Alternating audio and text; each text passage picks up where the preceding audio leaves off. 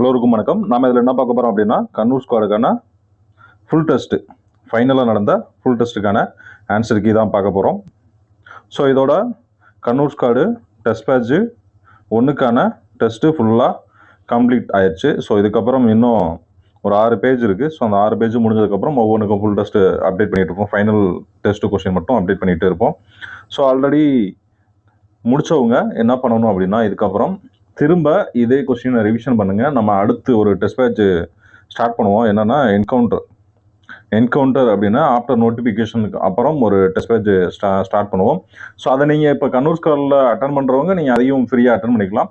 Maximum Kannur ஸ்குவாடை பொறுத்த வரைக்கும் எல்லாமே ஒரே கொஸ்டின் தான். கண்ணூர் ஸ்குவாடில் வர எல்லா கொஸ்டினுமே ஒரே கொஸ்டின் தான். அதில் எந்த மாற்றமும் கிடையாது. ஏன்னா ஒரு பேஜுக்கு ஒரு கொஸ்டின் நம்ம கொடுத்துட்டோம்னா இன்னொரு பேஜுக்கு அடுத்த கொஸ்டின் கொடுக்க முடியாது. ஸோ அதனால் என்ன பண்ணுறோம் அப்படின்னா, கண்ணூர் ஸ்குவாட் அப்படின்னா ஒரே கொஸ்டின் தான் எல்லாருக்குமே. ஸோ இதுக்கப்புறம் ஒரு 2 டெஸ்ட் பேஜ் ஸ்டார்ட் பண்ண போகிறோம். ஒன்று என்கவுண்டர், இதுக்கப்புறம் என்னன்னா இன்னொன்று ராஜநடை அப்படின்னு சொல்லிட்டு ஒரு 2 டெஸ்ட் பேஜ் ஸ்டார்ட் பண்ண போகிறோம். இது ரெண்டுமே நோட்டிஃபிகேஷன் அப்புறம் தான். ஸோ இந்த 2 டெஸ்ட் பேஜ்லுமே யாரை ஜாயின் பண்ணிக்கலாம் அப்படின்னா, இது வரைக்கும் கண்ணூர் ஸ்குவாடில் ஜாயின் பண்ணவங்க.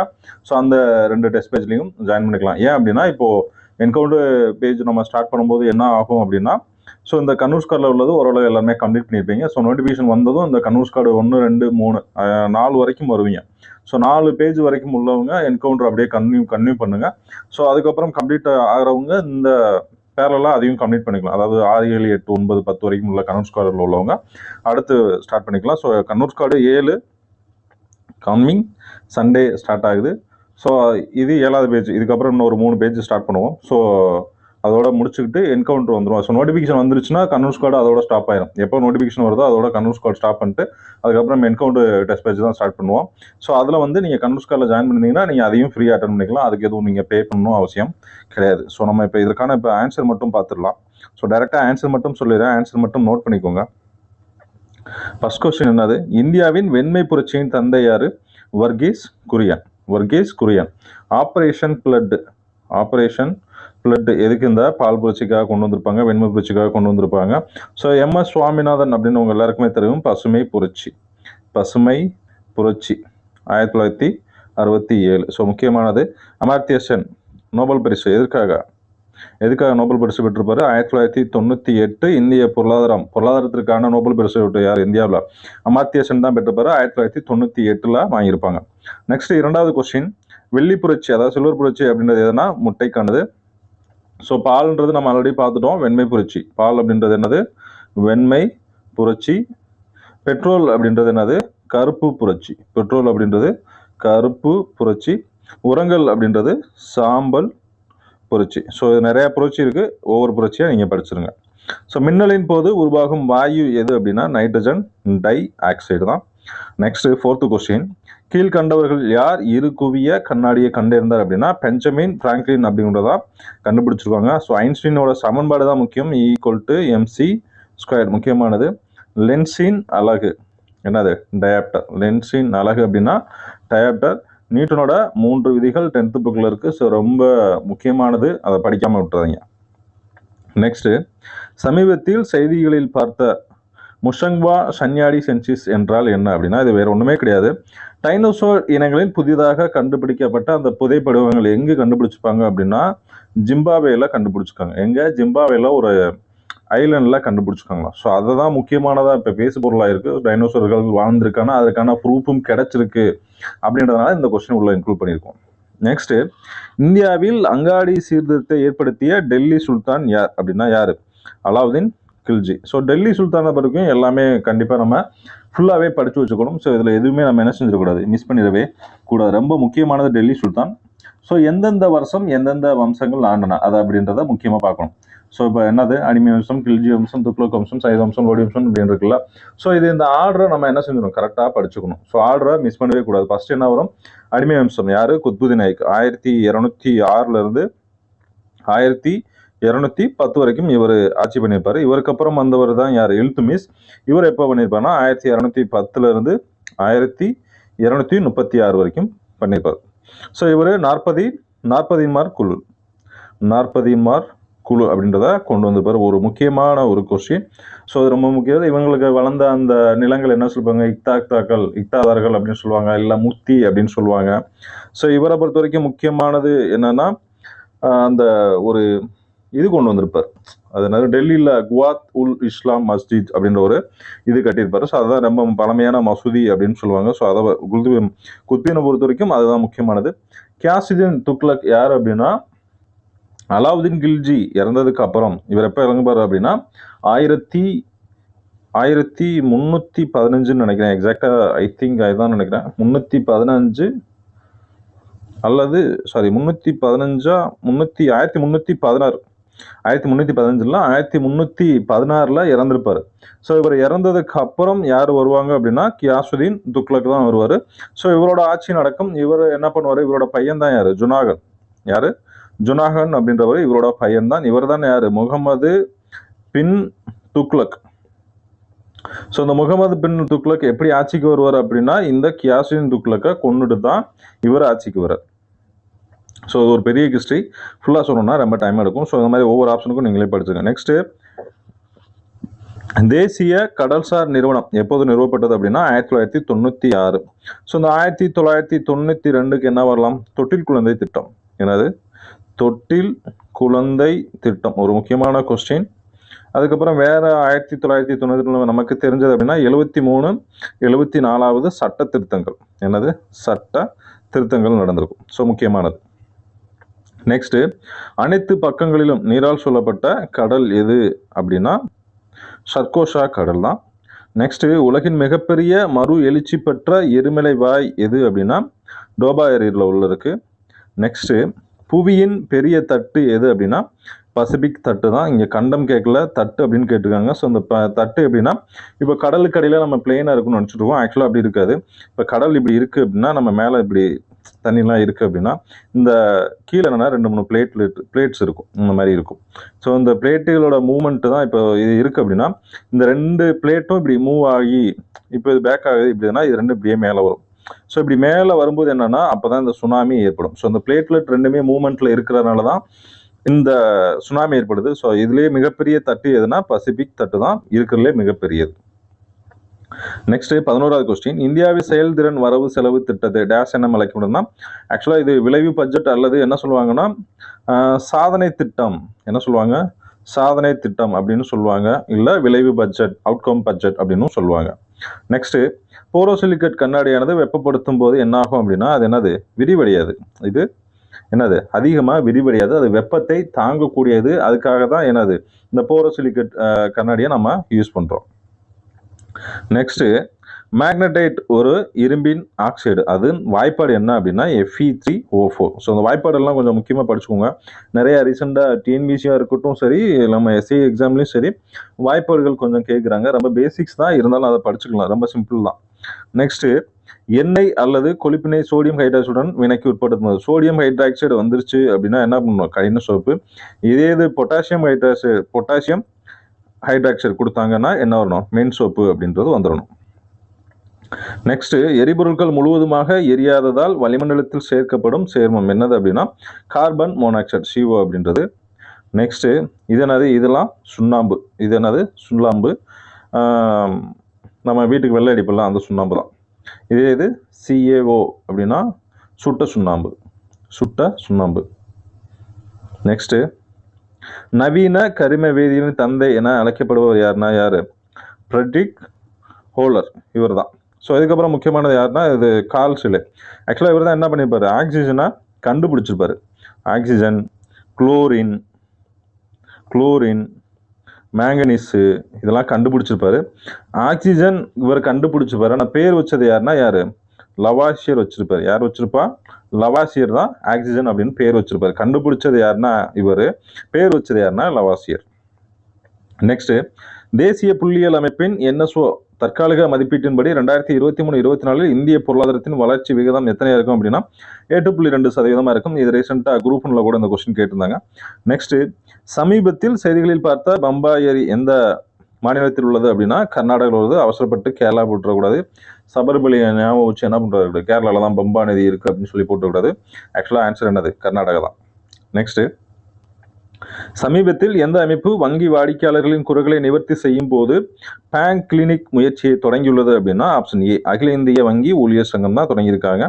நெக்ஸ்ட், சமீபத்தில் பான் சர்வதேச போட்டியில் எந்த இந்திய சட்லர் பட்டத்தை வென்றார் அப்படின்னா தன்வி சர்மா. யார் அவர்கள்? தன்வி சர்மா அவர்கள் தான் வெற்றி பெற்றிருக்காங்க. நெக்ஸ்ட் 21வது கொஸ்டின், மனிதாபமான உதவி செய்கையில் இந்தியா சமீபத்தில் ஏறக்குறைய 90 டன் மருத்துவ பொருட்களை எந்த நாட்டுக்கு அனுப்பியுள்ளது அப்படின்னா கியூபாவுக்கு தான் நினைக்கிறாங்க.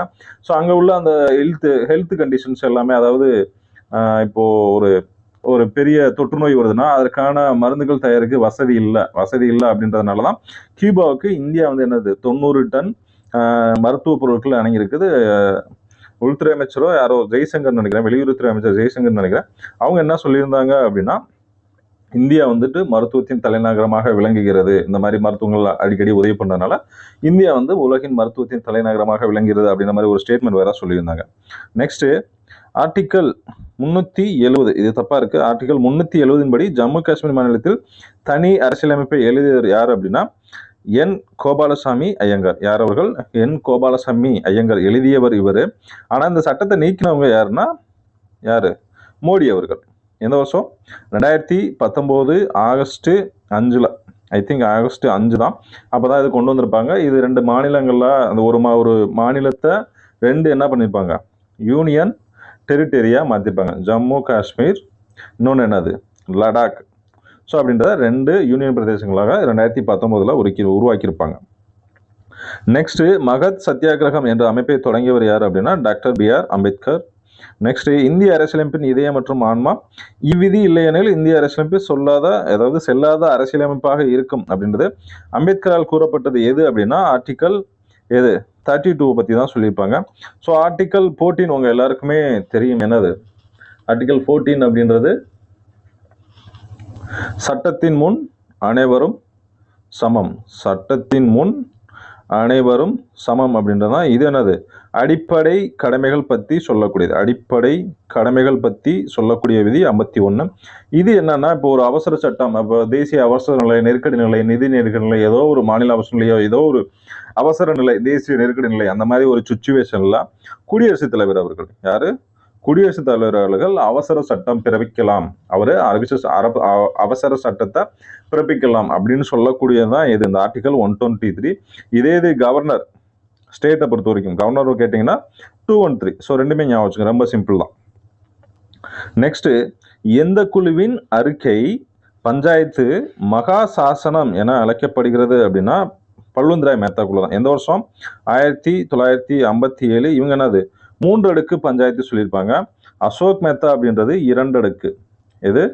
2 அடுக்கு பஞ்சாயத்து ராஜ் அப்படின்றது எது? அசோக் மேத்தா குழு சொல்லியிருப்பாங்க.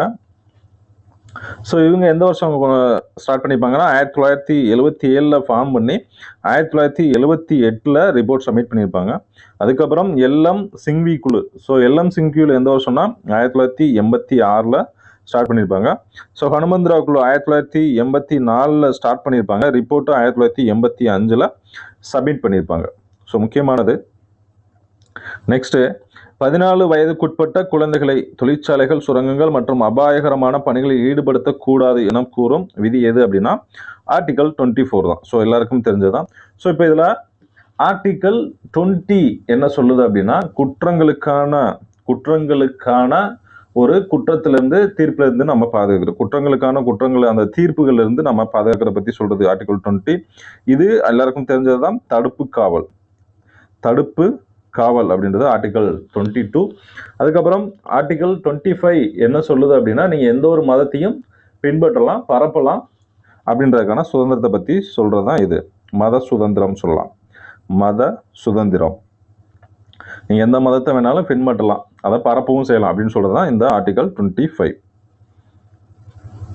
நெக்ஸ்ட் 27வது கொஸ்டின், மக்களிடம் எந்த அளவிற்கு அதிகாரம் இருக்கிறதோ அந்த அளவிற்கு அது மக்களுக்கு சிறந்த பயன் அளிக்கும் அப்படின்னு சொன்னது யாரு அப்படின்னா மகாத்மா காந்தி அவர்கள் தான் சொல்லியிருப்பாங்க. மக்களிடம் எந்த அளவிற்கு அதிகாரம் இருக்கிறதோ அந்த அளவிற்கு அது மக்களுக்கு சிறந்த பயனளிக்கும் அப்படின்னு சொன்னது யாருன்னா மகாத்மா காந்தி அவர்கள் தான் சொல்லியிருப்பாங்க. நெக்ஸ்ட், தொல்உயிரியலின் தந்தை என அழைக்கப்படுவர் யாருன்னா லியோனார்டோ டாவின்சி அவர்கள் தான் அழைக்கப்படுறாங்க. நெக்ஸ்ட் 29வது கொஸ்டின், டிஎன்ஏவில் எப்பொழுதும் அடினைனின் விகிதமும் தையமின் அதாவது A = T அடினைன் தையமின் விகிதமும் சமமாக உள்ளன. மேலும் குவானைனின் விகிதமும் சைட்டோசினின் அதாவது G = C இது ரெண்டுமே சமமா இருக்கு அப்படின்னு சொல்ற விதி என்னன்னா எர்வின் சர்காப் அவர்களின் விதி. நெக்ஸ்ட் 30வது கொஸ்டின். பன்றி காய்ச்சல் நோயை பெரும் கொள்ளை நோய் என உலக சுகாதார நிறுவனம் அறிவித்த ஆண்டு எதுனா 2009 தான் அனௌன்ஸ் பண்ணியிருப்பாங்க. நெக்ஸ்ட் 31வது கொஸ்டின். எந்த பூஞ்சையானது குழந்தைகளுக்கு ஒவ்வாமையை ஏற்படுத்துகிறது அப்படின்னா ஆஸ்பெரிஜில்லஸ். குழந்தைகளுக்கு ஒவ்வாமையை ஏற்படுத்தக்கூடியது எதுனா ஆஸ்பெரிஜில்லஸ். ஸோ இதில் ஒரு 2 இருக்கு. ஸோ இந்த முக்கியமான இதுவும் ஒரு கொஸ்டின் தான். இதே மாதிரி தான் அதுக்கும் ஆப்ஷன் வரும். இதற்கான ஆன்சரை கமெண்ட்ல பண்ணிடுங்க. நெக்ஸ்ட் 32வது கொஸ்டின். ஒரு சிற்றினத்தின் கேரியோடைப் வரைபட விளக்கம் எவ்வாறு அழைக்கப்படுகிறது அப்படின்னா இடியோகிராம். எப்படி அழைக்கப்படுகிறது? இடியோகிராம். நெக்ஸ்ட் சில குரோமோசோம்களின் ஒரு முனையில் நீண்ட குமிழ் போன்ற இணையிருப்பு காணப்படுவது எவ்வாறு அழைக்கப்படுகிறது அப்படின்னா சேட்டலைட். ஸோ ஆக்சுவலாக குரோமோசோம் நாங்கள் எல்லாருமே பார்த்துருவீங்க. நான் ரஃபாக ஒரு டயக்ராம் என்ன போடுறேன். ஸோ இந்த மாதிரி இருக்கும். ஸோ இந்த மாதிரி வளைஞ்சு வரும். ஸோ இங்கனக்குள்ள ஒரு சின்ன இதாக இருக்கும். ஸோ இதுக்கப்புறம் ஒரு இது வரும். ஸோ இந்த மூலையில் ஒரு இது இருக்கும். இதுக்கப்புறம் எப்படி இருக்கும் அப்படின்னா ஸோ இங்கே ஒன்று இருக்கும். ஸோ இந்த எண்டு இங்கே உள்ள எண்டு என்ன சொல்லுவாங்க அப்படின்னா இதுதான் டீலோமியர். இது டீலோமியர் அப்படின்னு சொல்லுவாங்க. இந்த எண்டு இருக்குல்ல இதுதான் சேட்டலைட். இதுதான் சேட்டலைட் அப்படின்னு சொல்லுவாங்க. இது என்னது? இது முதன்மை சுருக்கம். இது என்னது? முதன்மை சுருக்கம் அப்படின்னு சொல்லுவாங்க. ஸோ ரஃபாக தான் போட்டிருக்கேன், எக்ஸாக்டாக போட முடியல. முதன்மை சுருக்கம். அதே மாதிரி இங்கே ஒரு சுருக்கம் ஒன்று இருக்கும். இங்கே இதே மாதிரி ஒரு சின்ன சுருக்கம் இருக்கும். இது 2ஆம் நிலை சுருக்கம் அப்படின்னு சொல்லுவாங்க. இது என்னது? 2ஆம் நிலை சுருக்கம் சொல்லுவாங்க. ஸோ இங்கனக்குள்ள ஒரு சின்னதாக ஒன்று இதே மாதிரி திரும்ப ஒரு இது ஜாயின் இருக்கும். இதுவும் முதன்மை சுருக்கம் தான் சொல்லுவாங்க. ஸோ இந்த பார்ட்டை என்ன சொல்லுவாங்க அப்படின்னா சென்ட்ரோமியர் அப்படின்னு சொல்லுவாங்க. என்ன சொல்லுவாங்க? சென்ட்ரோமியர் அப்படின்னு சொல்லுவாங்க. ஸோ இந்த பார்ட்ஸை படிச்சிங்கனாலே ஒரு சில கொஸ்டினுக்கு நீங்கள் என்ன பண்ணிடலாம்? ஆன்சர் பண்ணிடலாம். Next 34வது question. பென்சிலின் மருந்து எந்த நோய்க்கு குணமாக்கும் அப்படின்னா ஆப்ஷன் ஏவும் பியும் pneumonia diphtheria option C. Next adrenal medulla சுரக்கும் ஹார்மோனின் பணிகளில் சரியானவை.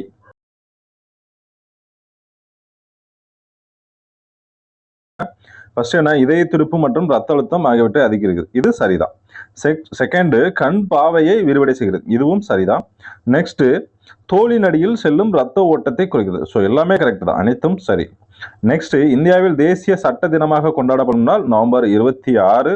இதனால் இந்திய அரசியலமைப்பு தினமும் இதுதான். இந்திய அரசியல் அமைப்பு தினம் எது அப்படின்னு கேட்டாலும் நவம்பர் 26 தான். நெக்ஸ்ட்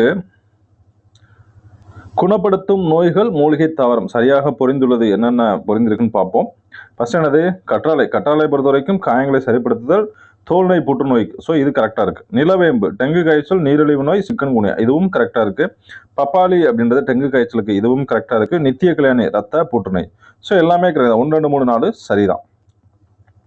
நெக்ஸ்ட் ஒரு மசோதா பண மசோதாவா அல்லது நிதி மசோதாவா என்பதை முடிவு செய்பவர் யாருன்னா சபாநாயகர் தான் முடிவு செய்வார்.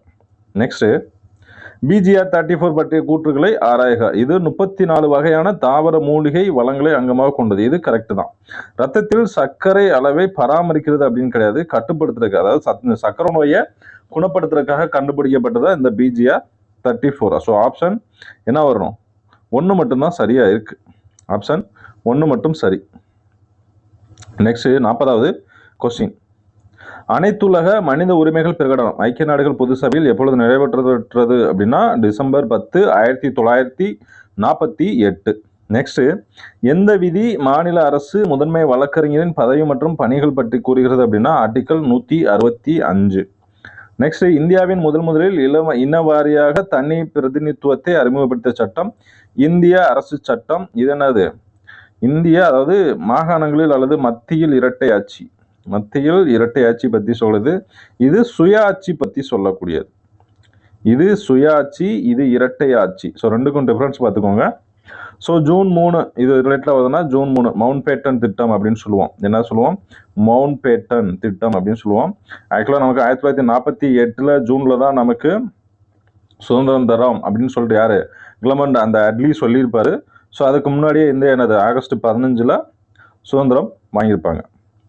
நெக்ஸ்ட் 1857 ஆண்டு புரட்சியின் முதல் புரட்சியாளர் யாரு? மங்கள் பாண்டே. மங்கள் பாண்டே. ஸோ மற்றவங்கலாம் யார் அப்படின்னு நீங்கள் மறக்காமல் கீழே கமெண்டில் பண்ணிடுங்க.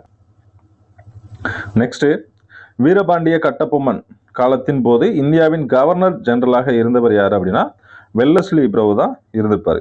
யார்? வெல்லஸ்லி பிரபு.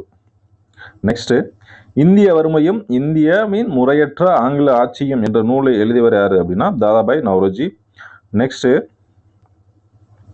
ஸோ மற்றவங்களாம் யார்? இவங்கெல்லாம் யார்? எம்ஜி ராணாடே என்ன பண்ணியிருப்பாங்க அப்படின்னா முக்கியமானது என்னன்னா விதவைகள் மறுமண சங்கம். என்னது? விதவைகள் மறுமண சங்கம் முக்கியமானது. மறுமண சங்கம் அப்படின்றத கொண்டு வந்திருப்பாங்க 1861. அதுக்கப்புறம் பூனா சர்வஜனிக் சபா அது அப்படின்றது 1870 கொண்டு வந்திருப்பாங்க. ஸோ அதுக்கப்புறம் தக்கான கல்விக் கழகம் அப்படின்றது 1884 கொண்டு வந்துடும். ஸோ முக்கியமானது.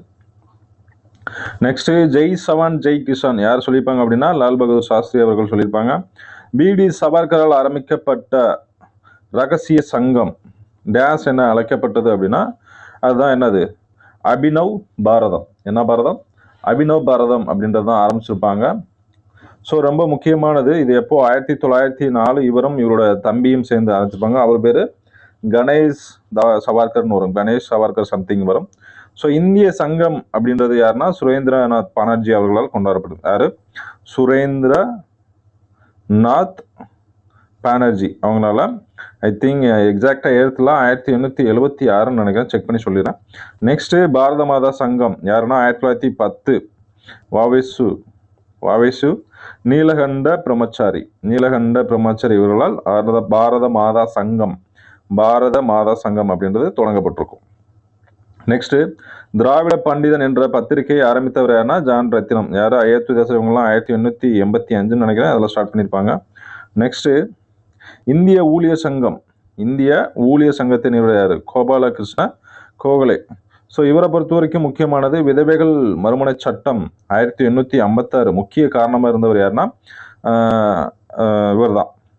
அதே மாதிரி வங்காள உரைநடையின் தந்தை அப்படின்னு சொல்லக்கூடியவர் யாருன்னா இவர் தான். யாரு? ஈஸ்வர சந்திர வித்யாசாகர் தான். நெக்ஸ்ட், கீழ்கண்டவற்றை காலவரிசைப்படுத்துக. இது என்னது?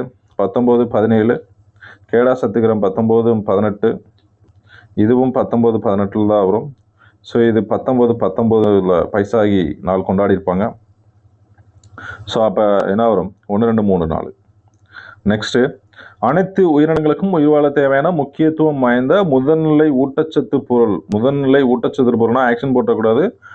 ஆப்ஷன் பி தான், நைட்ரஜன் தான். எல்லா உயிர்களும் முக்கியமானது என்னன்னா நைட்ரஜன் தான். நெக்ஸ்ட், உத்தரப்பிரதேச மாநிலம் சமோலி என்னும் ஊரில் சிப்கோ இயக்கம் மிகப்பெரிய வெற்றியை அடைந்த ஆண்டு. அதாவது வெற்றி அடைந்த ஆண்டு அப்படின்னு கேட்டிருக்காங்க. So option B 1980. எப்போ? 1973 அப்படின்னு ஒரு புக்கில் கொடுத்துருக்காங்க. 1972 அப்படின்னு ஒரு புக்கில் கொடுத்துருக்காங்க. ஸோ சுந்தர்லால் பகுனால் மரங்களை தழுவுதல் மரங்களை கட்டிப்பிடித்தல் அப்படின்ற மாதிரி சொல்லியிருப்பாங்க. சுந்தர்லால் பகுனா முக்கியமானவர். நெக்ஸ்ட், கீழ் காண்பவற்றுள் சரியான இணையை தேர்ந்தெடு. அஷ்டபிரதான் உள்ள சரியான இணையை மட்டும் கேட்டிருக்காங்க. சுமந்த் அப்படின்னா என்னது? இவருங்க ஒரு வெளியுறவுத்துறை அமைச்சர், நியாதீஸ் தலைமை நீதிபதி, தலைமை அர்ச்சகர் தனத்தியாக்ஷா, சர்யி நவ்பத் அப்படின்றது தலைமை தளபதி. ஸோ இது மட்டும்தான் சரியா இருக்கு. நெக்ஸ்ட், முடி சூடிய பல தலைவர்கள் நான் பார்த்து இருக்கிறேன், ஆனால் இவர் தவிர எவரிடமும் அது இளவரச தன்மையோடு அலங்கரித்ததில்லை என்று பிஷப் ஹூபர் யாரை கூறினார் அப்படின்னா யாரை சொல்லியிருப்பார் அப்படின்னா 2ஆம் சரபோஜியை தான் சொல்லியிருப்பார். நெக்ஸ்ட், 3ஆம் ஆங்கிலேய மராத்திய போர் நடைபெற்ற ஆண்டு எது அப்படின்னு கேட்டிருக்காங்க. ஸோ ஒரு முக்கியமானது 1817 to 18 தான் என்னது 3ஆம் மைசூர் போர் நடந்துட்டு இருக்கும். ஸோ முதல்ல எப்போ நடந்திருக்கும் அப்படின்னா 1775 1782 நடக்கும். இது என்னது? ஃபர்ஸ்ட் மராத்தா போர். செகண்ட் எப்போ நடந்திருக்கும்? 1803 1805 நடந்திருக்கும். இது செகண்ட் மராத்தா போர். ஸோ 3 மராத்தா போரும் ஆண்டுகள் மட்டும் படிச்சுக்கிட்டா போதும். ஸோ இது ரிலேட்டடாக வேற என்னன்னா எந்தெந்த போர்கள் எந்தெந்த உடன்படிக்கையின் மூலம் சரி செய்யப்பட்டது அல்லது சீர் செய்யப்பட்டது அப்படின்றத அதையும் நோட் பண்ணி படிச்சிருங்க. நெக்ஸ்ட், கீழ்கண்டவற்றில் தவறான இணையை கேட்டிருக்காங்க. ஸோ இதில் எது தவறு? தமிழ்நாட்டின் நுழைவாயில் தூத்துக்குடி கரெக்ட். வீட்டு ஜவுளி தயாரிப்பு அப்படின்றது என்ன வந்திருக்கணும்? கரூர் வரணும். என்ன வரணும்? கரூர் வரணும். ஈரோடு அப்படின்றது தவறு. 3 எக்கு நகரம் சேலம் கரெக்ட். பம்ப் சிட்டி அப்படின்றது கோயம்புத்தூர். ஸோ இது கரெக்ட் தான். நெக்ஸ்ட், தமிழ்நாட்டின் எந்த மாவட்டத்தில் பாலின விகிதம் குறைவாக உள்ளது? இது ஒரு டிஃபிகல்ட்டான கொஸ்டின். எப்படி இந்த கொஸ்டின் எடுத்திருக்காங்கன்னு தெரியல. ஸோ ஓகே, இதுக்கு இந்த ஆப்ஷனை பொறுத்த வரைக்கும் அரியல் தான் வரும். ஆக்சுவலாக என்ன புக்கில் கொடுத்துருக்காங்க அப்படின்னா 6th ஐ திங்க் 6th நினைக்கிறேன் தருமபுரி அப்படின்றது தான் சரியான விடை. தருமபுரி தான் கொடுத்துருக்காங்க. ஸோ ஒரு சில புக்கில் அரியலூரும் இருக்கு. இதுக்கு முன்னாடி ப்ரீவியஸ் இயர் டிஎன்பிசி கொஸ்டின்ஸ் பார்த்தோம்னா தேனி கொடுத்துருக்காங்க. ஒரு சில இதில் ஆன்சர் என்ன கொடுத்துருக்காங்க, தேனி கொடுத்துருக்காங்க. ஸோ மேக்ஸிமம் நீங்கள் தருமபுரி இருந்தால் தருமபுரி போட்டுருங்க, அப்படி இல்லைன்னா அரியலூர் போட்டுருங்க. நெக்ஸ்ட், இந்தியாவின் முதல் மக்கள் தொகை கணக்கெடுப்பு 1872ஆம் ஆண்டு மேற்கொள்ளப்பட்டது. சரிதான். முழுமையான முதல் மக்கள் தொகை கணக்கெடுப்பு 1881ஆம் ஆண்டு மேற்கொள்ளப்பட்டது. இதுவும் சரிதான். நாட்டின் 15வது மக்கள் தொகை கணக்கெடுப்பு 2011ஆம் ஆண்டு நடைபெற்றது. இதுவும் சரிதான். ஸோ 1, 2, 3 எல்லாமே சரிதான். நெக்ஸ்ட், எந்த ஆண்டு இந்திய தேசிய நெடுஞ்சாலை ஆணையம் அமைக்கப்பட்டது அப்படின்னா 1995. நெக்ஸ்ட், இந்திய அளவில் சென்னை நகரம் மெட்ரோ ரயில் சேவை கொண்ட 6வது நகரமாகும். ஃபர்ஸ்ட் எங்க? கல்கத்தா. ஸோ ஃபர்ஸ்ட் முக்கியம், 6வது சென்னை.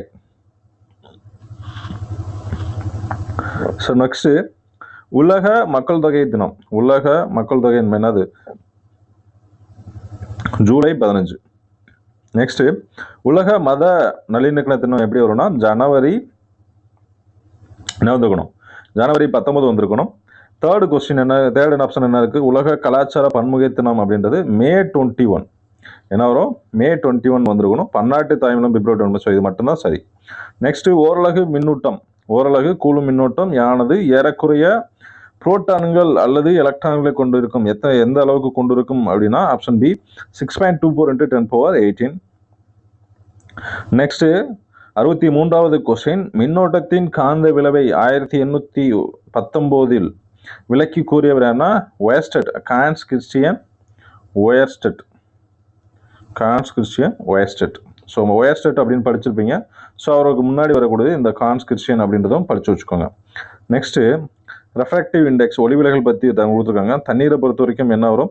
1.33. கண்ணாடியை பொறுத்த வரைக்கும் 1.5. இது 2.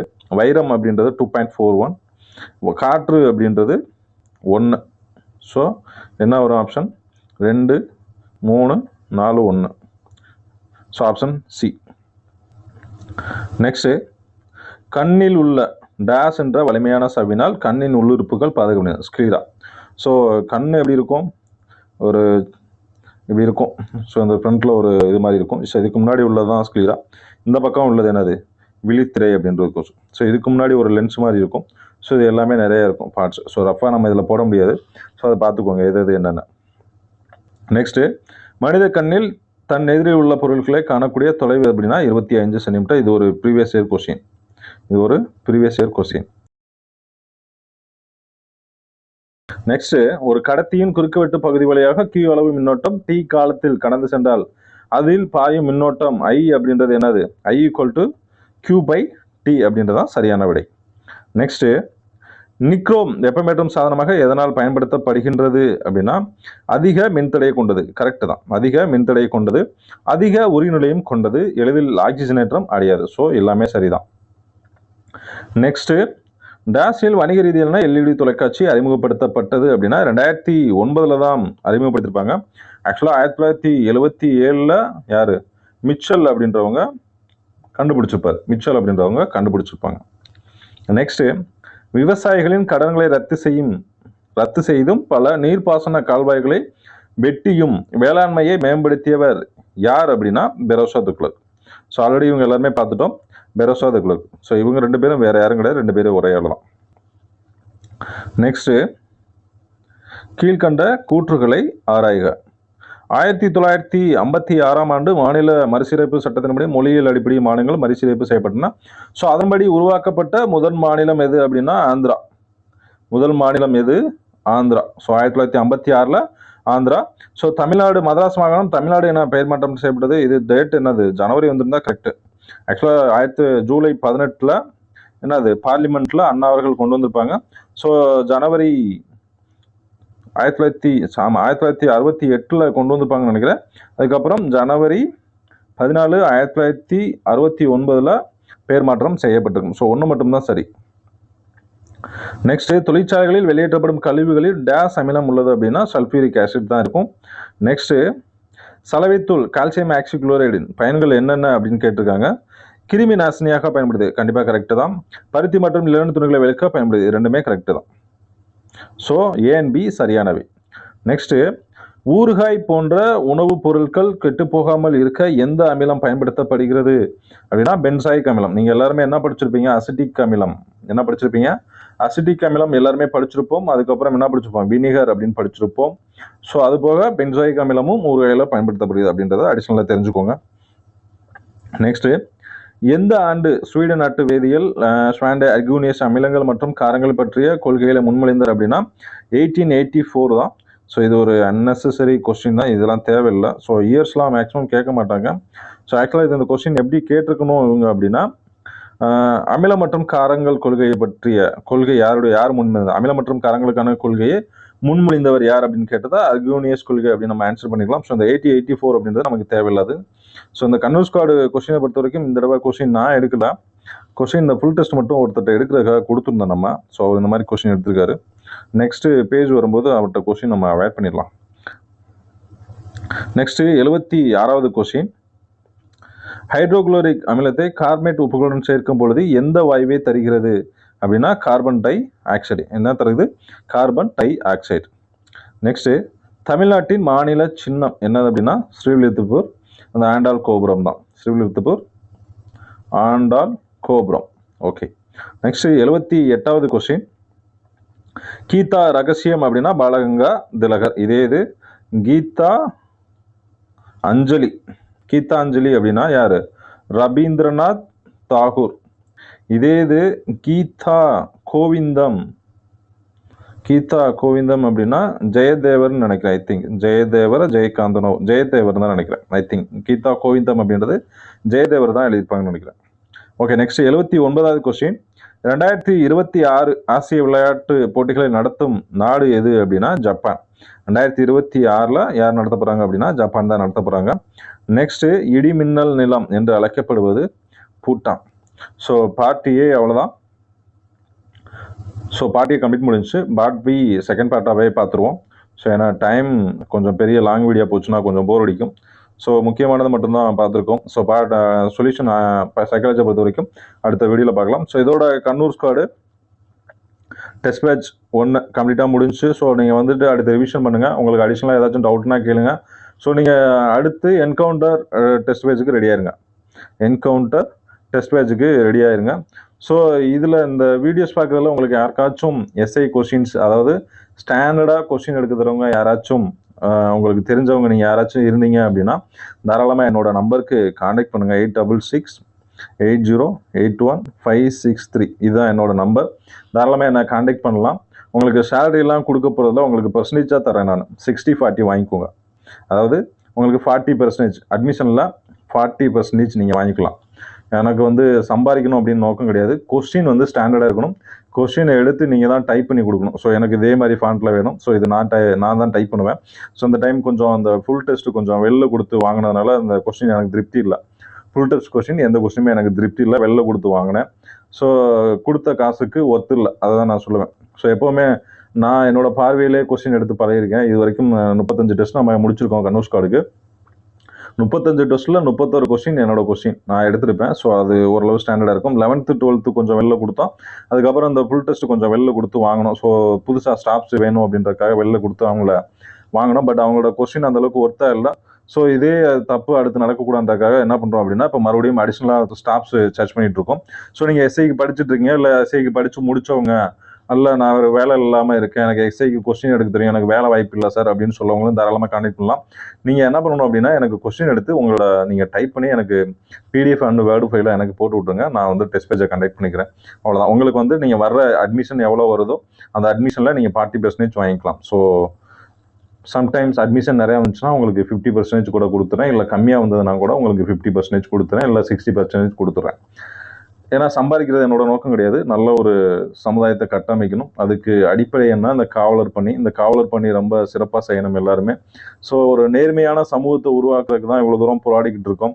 ஸோ லாப நோக்கம் எதுவுமே கிடையாது. ஸோ ஆக்சுவலாக பீஸ் இல்லாமல் தான் பண்ணணும்னு ஆசை. பட் என்னோட சுச்சுவேஷன் வேறு, அது உங்கள்கிட்ட சொல்லியும் புரிய முடியாது. ஸோ அதனால் அதை பற்றி வேண்டாம். என்னோட சுச்சுவேஷனுக்காக தான் மினிமம் ப்ரைஸே ஃபிக்ஸ் பண்ணுறது. ஸோ அதனால் யாராச்சும் இருந்தீங்க அப்படின்னா இந்த எஸ்ஐ இப்போ ரிலேட்டடாக ஃபுல் நாலேஜ் இருந்தது அப்படின்னா தாராளமாக என்னோட நம்பருக்கு காண்டாக்ட் பண்ணுங்கள். படிக்கிற ஸ்டூடெண்ட்ஸு எப்போ நோட்டிஃபிகேஷன் வரும், எப்போ ஃபிசிக்கல் வரும், எப்போ இன்டர்வியூ வரும், இது எதுவும் ஃப்ராடுன்ட்டு எதுவும் நடக்குமா சார் அப்படிலாம் திங்க் பண்ணாதீங்க தயவு செஞ்சு. ஃப்ராடுன்ட்டுலாம் ரொம்ப ரேரு. ஃப்ராடுன்ட் வந்து 100% இல்லாமல் இல்லைலாம் நான் சொல்ல மாட்டேன். ஃப்ராடன்ட் இருக்க தான் செய்யும். ஒரு 100 சீட்டு போகிறாங்கன்னா நீங்கள் வந்துட்டு 90 சீட்டுக்கு தான் போட்டி போடணும். 10 சீட்டை மறந்துடுங்க. இந்த 90க்குள்ளே நீங்கள் மெரிட்டில் போகிறதுக்கு ட்ரை பண்ணுங்கள். அதை விட்டுட்டு இந்த 100 சீட்டுமே 100வது ஆளாக இருக்கேன் சார், எனக்கு வேலை கிடைக்குமா சார் அப்படின்னா அந்த பார்டருக்கே போகாதீங்க. எதுக்கு நம்ம பார்டருக்கு போய் இவ்வளோ தூரம் கஷ்டப்படணும்? இந்த இப்போ 2023 நடந்த இந்த எஸ்ஐ பசங்களை நினச்சா எனக்கு ரொம்ப வருத்தமாக இருக்குது. என்னென்னா ஒரு வில்லேஜில் இருந்து ஒரு பையன் வர்றான் அப்படின்னா அவன் இப்போ செலக்ட் ஆகி யூனிஃபார்ம்லாம் தச்சு அந்த ஷூவெல்லாம் மாட்டி ஒரு அந்த ட்ரெஸ்லாம் போட்டு ஒரு பெரிய கனவோடு இருந்திருப்பான். அவ்வளோ பெரிய கனவோடு இருந்திருப்பான். அந்த கிராமத்தில் அவன் ஃபஸ்ட்டு எஸ்ஐவாக கூட இருக்கலாம், போலீஸ் டிபார்ட்மெண்ட்டுக்கே ஃபஸ்ட்டாக ஒரு பையனாக கூட இருந்திருக்கலாம். ஸோ அவ்வளோ எதிர்பார்ப்போடு இருந்த ஒரு பையன் திடீர்னு ஒரு ஏமாற்றம் வரப்போதா, வருமா வராதா அப்படின்னு ஒரு பெரிய சலசலப்பான ஒரு பேச்சுவார்த்தைகள் ஓடிட்டு இருக்கு. உண்மையை சொல்லணும்னா யாருக்கும் எந்த அப்டேட்டும் கிடைக்கல. ஸோ எந்த ஒரு யூடியூப் சேனல் சொன்னாலும் சரி, ஸோ அதை பற்றி அவ்வளோவா கேர் பண்ணிக்காதீங்க. நீங்கள் வெயிட் பண்ணுங்கள், உங்களுக்கு கரெக்டான ஒரு கைடு கிடைக்கும், கரெக்டான ஒரு இன்ஃபர்மேஷன் கிடைக்கும். அது வரைக்கும் வெயிட் பண்ணுங்கள். ஸோ ரீசெண்ட் டைம்ஸாக இப்போது நிறையா நம்மகிட்டே அப்டேட் கேட்குறீங்க சார், எப்படி சார் அடுத்து எப்படி சார் அப்படின்னு. ஸோ மேக்ஸிமம் என்னை பொறுத்த வரைக்கும் நமக்கு போர்டில் ஒருத்தவங்க தெரிஞ்சவங்க இருந்ததுனால நம்மளோட நண்பர் அங்கே ஒர்க் பண்ணுறாங்க. ஸோ அவங்க தெரிஞ்சதுனால தான் நம்ம வந்துட்டு நிறைய டீட்டெயில்ஸ் அவங்கள்ட்ட கேட்குறோம். இப்போ என்னன்னா இப்போ போர்டுலேருந்து இப்போ அவங்களும் நம்மகிட்ட காண்டாக்ட் பண்ண முடியல. ஏன்னா போர்டில் எதுவும் சொல்லிட்டாங்களா என்னன்னு நம்மளால சொல்ல முடியல. ஸோ அவங்களும் ரீசெண்ட் டேஸாக கொஞ்ச நாள் ஃபோன் எடுக்காமல் இருக்காங்க. அவரோட பர்சனலைஸ் யூஸாக என்னன்னு தெரியல. ஸோ அதனால் வெளியில் இன்ஃபர்மேஷன் யாருக்குமே தெரியாது. அதை முதல்ல நீங்கள் புரிஞ்சுக்கோங்க.